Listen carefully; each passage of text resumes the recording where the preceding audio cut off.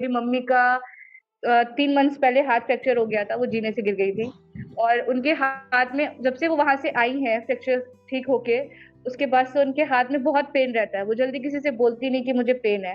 तो मेरी मम्मी भी कैल्शियम की दवाई ले रही थी जो डॉक्टर्स ने लिखी हुई थी। वो दवा भी खाती थी, उसके बाद भी मुझसे कहती थी मुझे यार कोई आराम नहीं हो रहा है, इतनी मेडिसिन मैं ले रही हूँ, उसके बाद भी मुझे कोई फ़र्क नहीं पड़ता। मैंने कहा अच्छा ठीक है मम्मी आप देख लो। मैं बहुत से डॉक्टर्स को मैंने दिखाया कि अच्छा ठीक है इनके हाथ में पेन नहीं ठीक हो रहा है।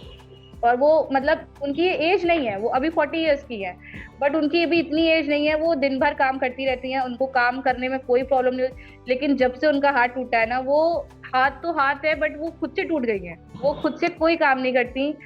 घर में जब देखो तब लेटी रहती। मैं मम्मी क्या हुआ? अरे मेरी यहाँ दर्द हो रही, वहाँ दर्द हो रही। उनको हड्डियों का दर्द रहता है बहुत ज्यादा। तो मैं मैम से मैंने बात की, मैम ने कहा कि आप उन्हें कैल्शियम दो और देखो आप उनको कितना आराम मिलता है। मैंने कहा अच्छा ठीक है। मैंने मम्मी को कैल्शियम दिया और मम्मी को मुझे कैल्शियम दिए हुए 1 मंथ हुआ है।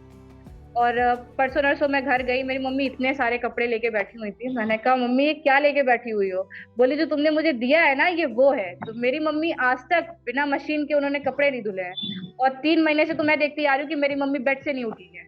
और मेरी मम्मी समझिए इतने कपड़े बिना मशीन के लेके बैठी हुई है। बोली जो तुमने मुझे दिया है ना ये उसका कमाल है।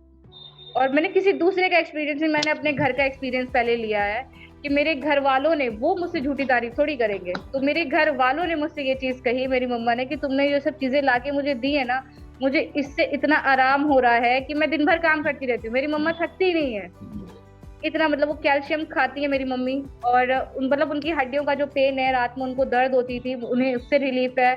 उनको जो थकान रहती थी वो नहीं रहती।